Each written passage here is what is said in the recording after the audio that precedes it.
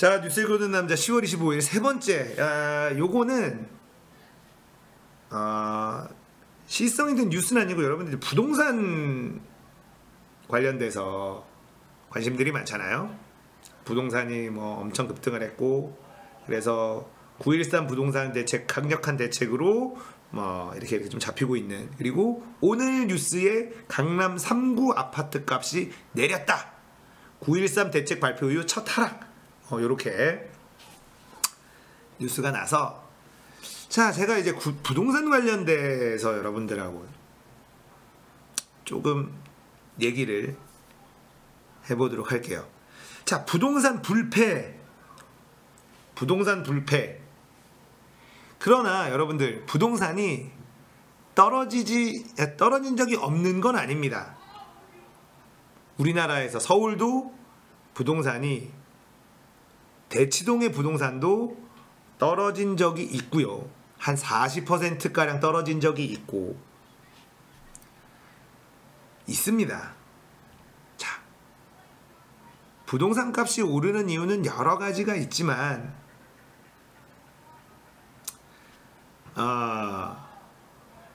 일단은 금리가 가장 큰 요인들 중에 하나고, 이번에 PD수첩도 그거 보셨죠? 스타 강사가 조작질하는. 자, 우리나라와 일본, 늘 10년을 일본이 앞서가고 우리나라가 그 뒤를 쫓아가는, 자, 부동산 거품이 천정부지로 치솟았었던 일본.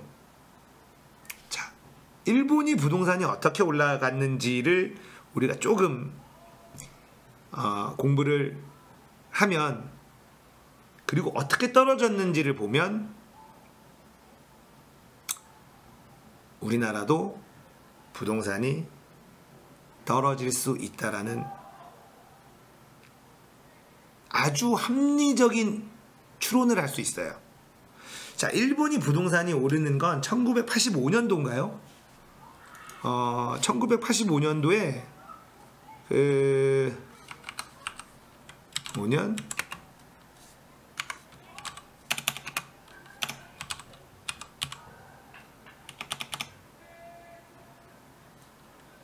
년도인가 그때쯤에 무슨 그 협약을 해요. 플라자 합인가요? 플라자?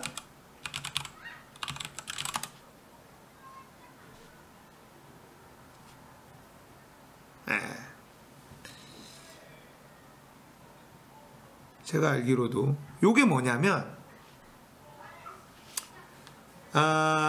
일본의 엔화를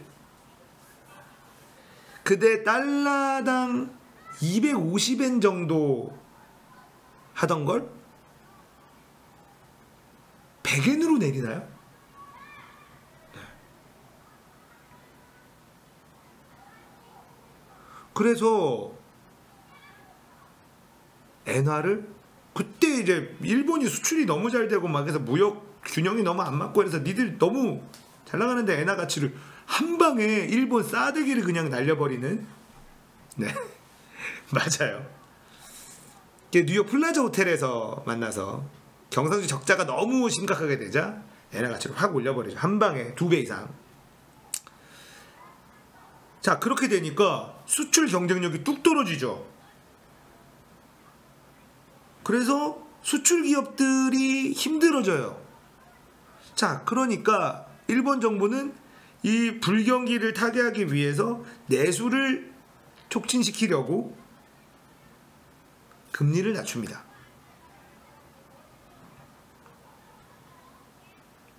그러면서 돈이 부동산으로 들어가기 시작하죠. 그리고 그 같은 돈으로 그 당시에 어떤 영화들이 나왔냐면, 일본이 미국을 사고 미국을 지배하는 미래의 영화들이 막 나와요. 그 당시에 록펠러 센터라든지 이런 거를 일본이 막 삽니다. 콜롬비아 이런 거 일본이 사고, 대표적인 미국의 브랜드를 일본이 막 사요. 왜냐하면 뭐 요런 영화들이 나올 정도로. 자, 그렇게 해서 일본의 부동산이 미치도록 뛰어올라요. 미치도록 뛰어오르고, 자, 근데 폭락을 할 때 말이죠. 폭락을 할 때 일본도 부동산을 잡기 위해서 여러 가지, 한국이랑 일본이랑 좀 다르잖아요. 다르다고 다들 주장을 했어요. 다들 주장을 했는데, 자, 보세요. 일본에서도 보유세를 때립니다. 일본에서도 보유세를 때려요. 우리는 한 지금 보유세를 종부세에서 3% 정도 때리죠. 그쪽은 한 0.5%인가? 0.3%인가? 근데 어쨌든 시그널이에요. 부동산은 오르는 것도 시그널이고요, 내리는 것도 시그널입니다. 근데 오를 때보다 내릴 때가 더 무서워요. 오를 때보다 내릴 때가 더 무섭습니다. 네. 자, 오를 때는 매매가 어떤 내놓잖아요. 매매가 이루어지는 게 그 가격이 최저가예요. 오를 때는. 자, 내가 이 아파트를 5억에 내놨어요. 자, 5억에 그게 매매가 체결되잖아요. 5억 이하로는 매매가 체결되지 않습니다. 그러면 5억의 매매가 체결이 되는 순간 주변에 있는 집주인들이 5억 3천, 5억 5천의 집을 내놓게 돼요. 그럼 매매가 또 이루어지지 않다가 5억 5천의 매매가 또 이루어지잖아요. 그럼 6억. 이런 식으로 올라요. 근데 내려갈 때는 거래되는 금액이 상한선이에요. 자, 5억의 거래가 6억의 거래가 됐어요. 내려간다? 6억의 거래됐어요. 6억 이상으로는 절대 거래가 안 됩니다. 그러면 이제 존버를 타죠. 집주인들은 타다가 급한 사람이 나와요. 매매를 해야 되는 사람이 나옵니다. 그래서 6억짜리를 자 5억 5천에 내놔요. 매매가 체결이 되죠. 그러면 이게 다시 상한가가 돼요.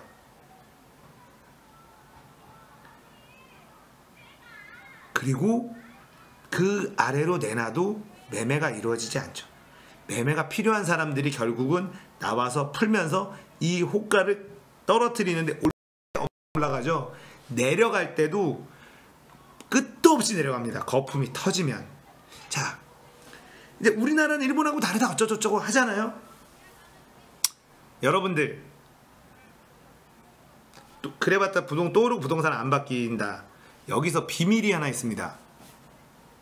우리나라 집값 떨어지고 일본 집값 떨어지고 어쩌고 저쩌고 다 해봐야 외부 요인들이 있어요. 자, 미국에서 서브프라임 모기지 사건이 터져 전 세계 경제가 휘청거렸죠. 미국의 집값이 막 다 떨어졌고 지금 집값 오르죠. 네, 지금 집값 미국 다시 오르지만 다 떨어졌죠.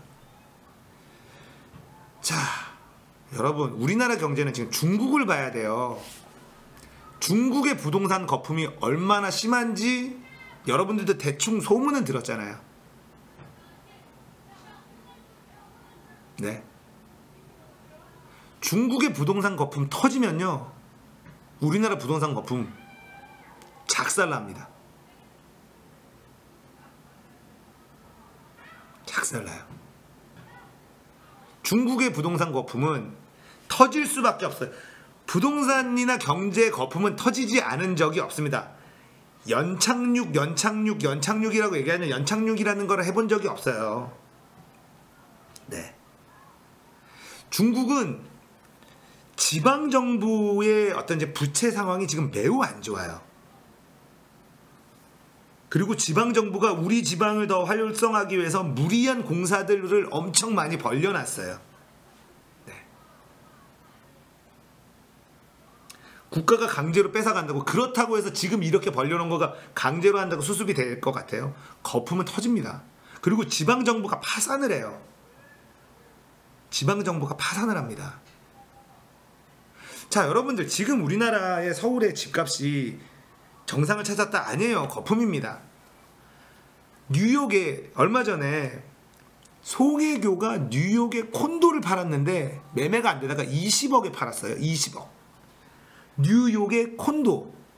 뉴욕의 콘도가 20억이에요. 우리나라 아파트 강남에 30억, 40억, 50억.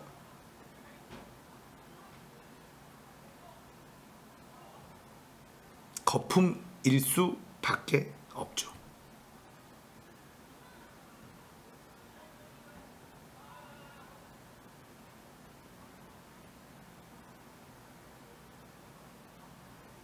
거품일 수밖에 없어요. 아무리 뉴욕이 뉴욕 나름이고 어쩌고 저쩌고 해도 미국은 지금 우리나라보다 훨씬 더 호황기이고, 네.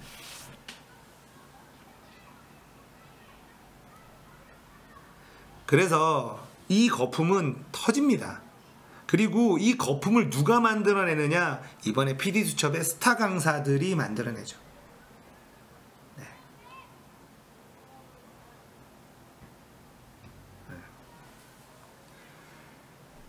스타 강사들이 바람몰이를 하고 부동산을, 자, 광주 사시는 분 계신가요? 광주에 무슨 동인가요? 봉선동? 광주에 갑자기 미친듯이 가격이 오른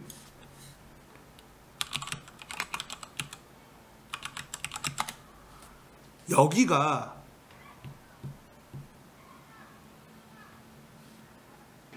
(10억이) 넘었어요. 이게 작전하는 사람들이 올려놓은 거예요. 무조건 터집니다. 학원이 좀 많다. 그래서 광주 봉선동은 서울의 대치동이다, 이런 식으로 만들어서 말도 안 되게 올랐죠. 광주에서 비싼 동네인데 타지에서 광주에 봉선동에 있는 아파트를 보러 와요. 호재가 있는 것도 아니고 말도 안 되죠. 네. 그래서 이건 터지죠. 이번 PD수첩 보시면 이런 식으로 부동산을 작업을 하는구나. 자, 부동산 작업하는 방법에 대해서 간단하게 설명을 드릴게요. 자, TV에 나와서 부동산 전문가 누굽니다 하면서 인지도를 쌓습니다. 인지도를 쌓고, 자, 이렇게 여기는 오르고 여기는 오를 것 같습니다. 여기는 투자하기 좋은 지역입니다. 자, 이렇게 뭐 얘기를 해요. 그 다음에 그게 오르죠. 왜냐면 그 당시에는 다 오르는 지역이니까. 자, 오르다가 사람들이 우와 해요. 인지도도 있고 뭐 이러니까. 그러면 소수정예 수업을 합니다. 100명 500만원, 수강료가 500만원이에요 100명 정도 수강하고 500만원을 수강료로 받아요. 그리고 본인이 알고 있는 좋은 투자 자리를, 아파트 자리를 추천을 해주는 거죠.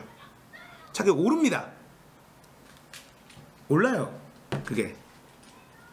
자, 그러면 이제 나중에 그게 어떻게 하냐면 50명, 20명 1000만원 수업료를 하고, 그리고 그 사람들 그 수업을 듣는 사람들은 문제가 뭐냐면 돈이 있는 사람들, 진짜 살 사람들이에요. 현금 쥐고 있는 사람. 그러면 그 동네 가서 100명이 부동산을 왔다 갔다 하고 거래가 그 중에 10명만 거래가 빵 돼도 거기는 아파트가 팍 올라가는 거예요. 지방에 거래가 안 되던데. 근데 이제 그러면서 뭘 하기 시작하냐면 자기가 쌀 때 사놔요. 거기를 사놔, 아파트들을. 그리고 여기가 좋다, 호재다, 어쩌고 저쩌고 한 다음에 올렸을 때 하나씩 매물로 내놓고 거기서 이득을 봐요. 자, 문제는 팔려고 내놓는다고 팔리지 않는다는 게 문제예요. 그리고 우리가 지금 부동산 법이 실거주 몇 년 이상이어야 세금적인 혜택이 있고, 그렇지 않으면 세금을 많이 내게 구조로 되어 있기 때문에 물리면 답이 없어요. 물리면 답이 없습니다. 살 사람이 있을 때 털고 나오면 해피한데, 부동산 전문가들은 앞으로 쭉 여기는 이 가격으로 갈 거다. 떨어질 일이 없다. 근데 떨어질 일이 생기는 순간 빠져나오지를 못해요. 그래서 사기라는 거죠. 그리고 본인들은 거기에 자기가 작전을 치기 전에 미리 사두고 살 사람들이 막 들어와서 거품을 쫙 올려놓을 때 그때 툭툭툭 털고 이득을 딱 보고 빠지는 거죠.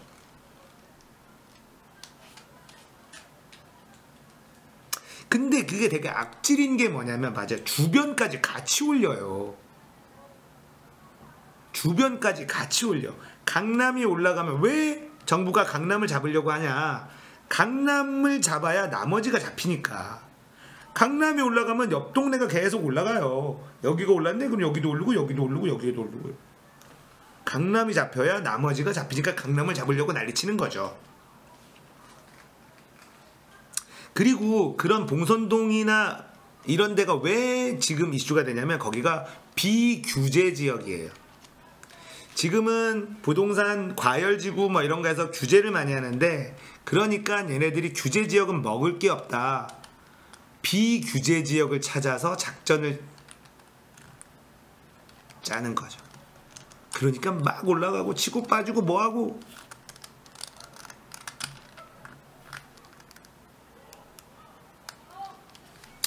대림동 땅값 중국인들이 올린다던데 근데 뭐 대림동은 우리가 살 게 아니라서 거기는 이미 약간 차이나타운이잖아요. 대림동은.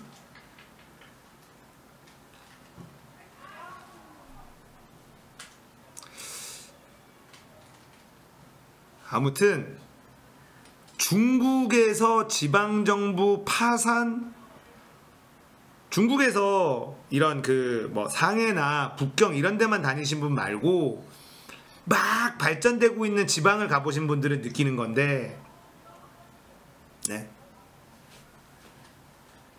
무리한 공사들을 엄청 많이 해요.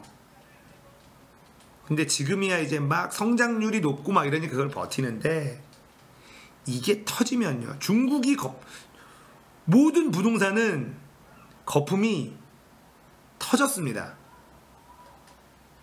거품이 안 터지고 계속되고 있는 곳은 홍콩, 우리나라도 거품이 폭락한 적은 없지만 강남에 한 40%씩 집값이 빠진 적이 있어요. 네. 중국 지방정부 유령 부동산 많다 이런 거 많잖아요. 이게 만약에 거품이 터져서 지방정부 파산, 그걸 중앙정부가 떠안고 이런 일들이 벌어지면 우리나라 집값이 어떻게 될 것 같아요? 떡락.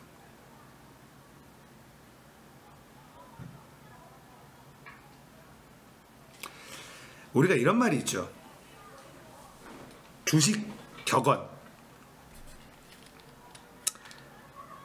무릎에서 사서 어깨에서 팔아라. 아니, 우리나라도 지금 이제 그렇게 떡락하지 않으려면 강한 정책으로 부동산을 잡아야 돼요. 안 그러면 진짜 거품 터지면 여파가 너무 커요. 일본은 천정부지로 오르던 부동산 값이 한 방에 1년, 2년 사이에 6분의 1로 떨어지고 막 이랬어요. 6억짜리가 1억이 된다고요.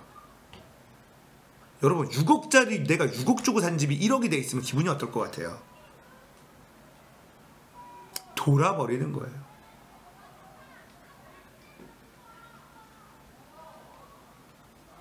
자, 중국의 리스크. 자, 중국이 미국하고 무역전쟁을 합니다.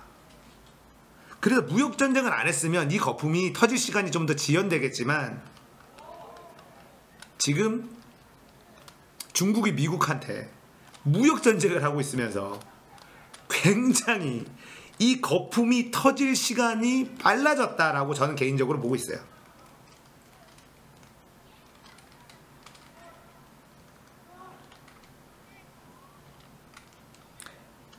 처음에 관세 딱 맞았을 때 알겠습니다 하고 뺐으면 중국이 그냥 뺐으면 좋은데 거기에 보복 관세를 때렸단 말이야. 좋아 우리 금액 늘려. 또 했어. 또 늘려. 중국 못 이겨요, 미국한테. 이렇게 자존심 가지고 가다가 진짜 중국 거품 한번 터지면요. 예, 거품 터지면 그러니까 지금 힘들죠. 자 보세요. 키키킹님이 하우스푸어 얘기했잖아요. 우리가 불과 몇 년 전에 하우스푸어라는 말을 달고 살 정도로 우리나라의 집값이 떨어진 적이 있어요. 우리가 기억을 잘 못해서 그렇지. 자 그때 어땠습니까? 하우스푸어 할 때 집 사면 안 된다. 다들 그랬어요. 아파트 사면 안 된다. 노태우 시절 아니에요. 박근혜 때, 이명박 때.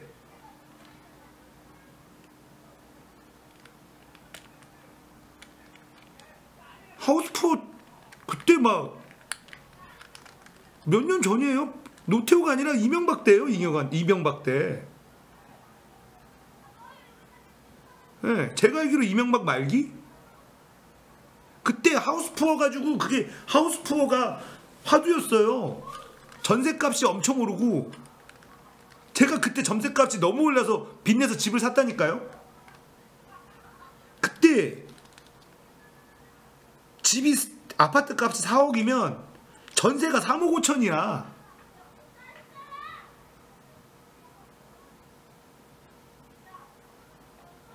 그러니까 보세요. 부동산은 사야 된다고 할 때 사면 안 되고 사지 말아야 된다 그러면 사야 되는 것 같아요. 저는 그때 왜 집을 샀냐면 제가 어렸을 때 초등학교를 5군데인가 4군데인가를 다녔어요. 초등학교 때 제가 마지막 초등학교가 이제 서울로 이사 오면서 5학년 때 이사 와서 이제 그때 초등학교 친구들이 지금까지 친구인데 부산에서는 이사를 하도 다녀가지고 전학을 너무 다녔어.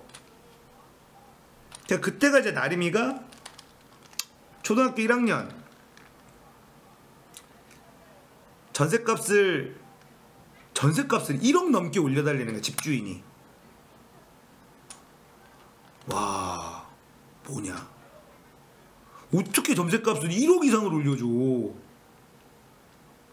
미쳤다. 이사를 가야겠다 그랬는데 같은 건물의 꼭대기층이 매물로 나왔는데 그 올려준 전셋값에 5천만 원인가를 더 대출을 받으면 살 수 있어.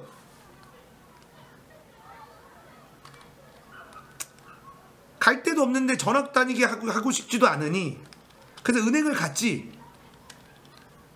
은행을 갔어요. 그때 초이노믹스가 시작될 때였습니다. 빚내서 집 사라 때였어요. 대출 돼요? 대출 돼요? 얼마 있으신데요? 절반 이상은 있는데 무조건 되죠. 은행에서 뭐라면 무조건 돼요?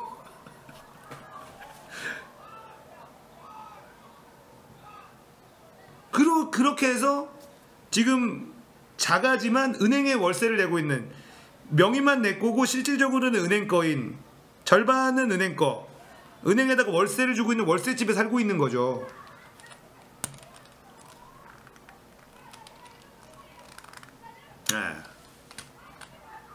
그래서 부동산은 지금 얼마인지는 모르겠어요. 지금 얼마인지는 모르겠는데 알면 뭐합니까? 이게 제일 웃긴 게 지금 얼마 더라. 지금 얼마 더라. 여러분 얼마 더라가 매매가 돼야 얼마 더라지 매매가 되기 전에 얼마 더라는 아무 의미 없어. 내가 팔려고 할 때 얼마인 게 중요한 거지. 예. 뭐가 의미가 있습니까? 2억까지는 호가는 안 올랐어요. 저희는 이게 아파트형 오피스텔이라 아파트형 오피스텔이라 많이 안 올라요. 그럼요. 아무튼 중국 거품이 터지면 우리나라 부동산 작살날 수 있어요. 이거는 아마 많은 분들이 일본과 어쩌고 저쩌고 뭐 이렇게 해도 우리는 중국 거품을 할 때 중국 거품이 꽤나 심각한 수준입니다. 거기다가 중국이 미국하고 지금 미국 큰형님한테 대들고 있어서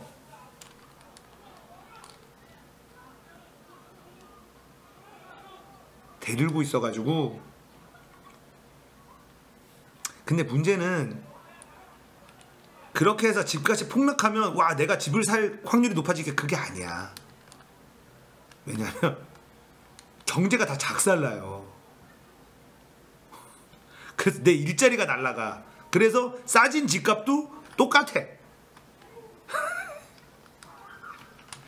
그래서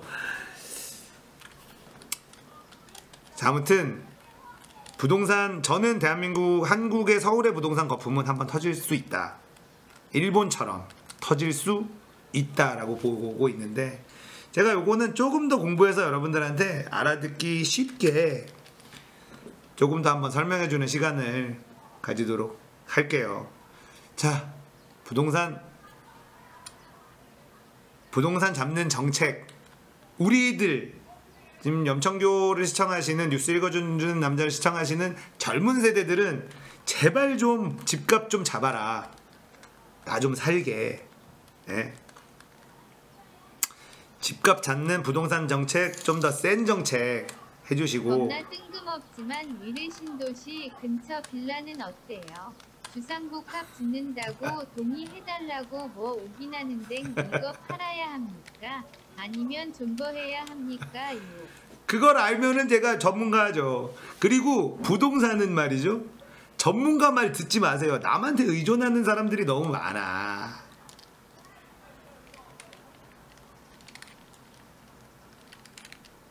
부동산은 정답을 알면 다 부자 되죠. 근데 빌라를 하나 갖고 있나 봐요. 빌라를 갖고 계신데 주상복합을 짓는다고 이거를 헐고 동의를 해달라. 아하.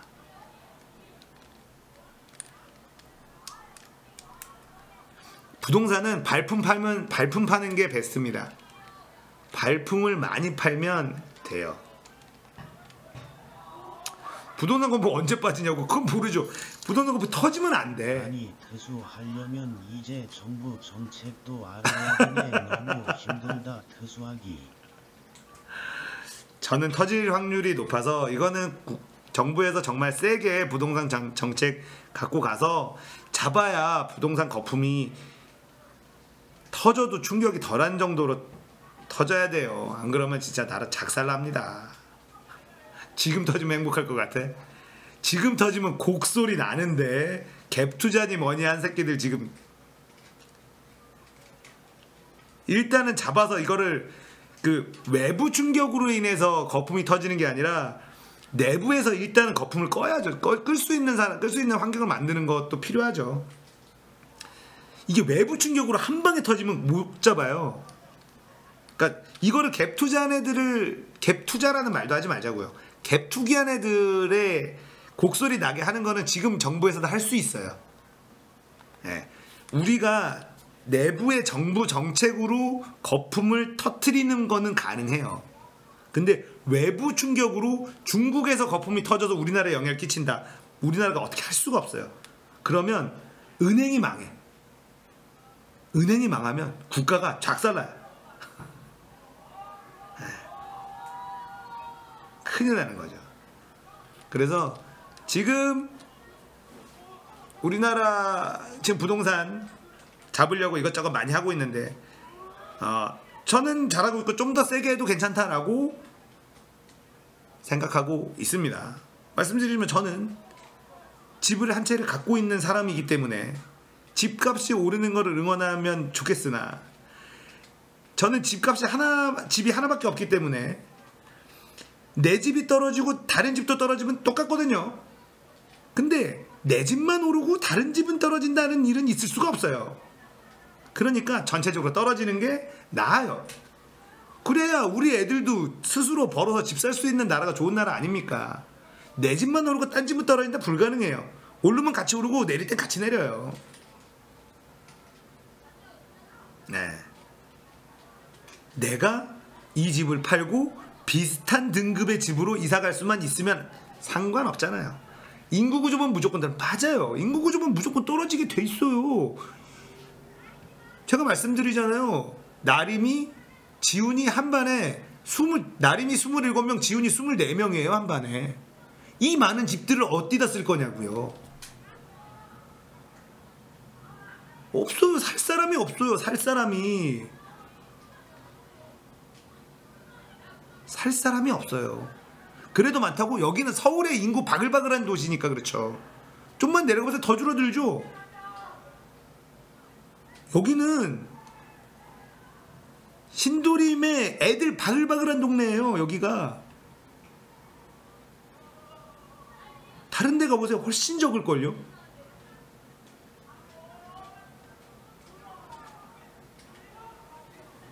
이 많은 집들을 어떻게 할 거냐고요. 난리 나요. 그러니까 부동산은 확실하게 좀 잡아야지 되고 여러 가지 뭐 고민들을 해봐야 되는데 인구도 뭐 지금처럼 줄어드는 속도를 늦춰야 되고 다시 올려야 되고 뭐 여러 가지 고민이 있겠죠. 아무튼 부동산이 일본처럼 거품이 터질 수도 있다. 그게 중국이라는 변수가 매우 크다. 네. 이거에 대해서 제가 말씀을 드리고 싶었던 거고 다음번에는 제가 이거를 좀 더 여러분들한테 귀에 쏙쏙 박히도록 제가 조금 더 공부를 해서 정리를 해가지고 한 번 더 말씀을 드릴게요. 염총교 구독, 좋아요, 팟빵도 함께 하실 수 있습니다.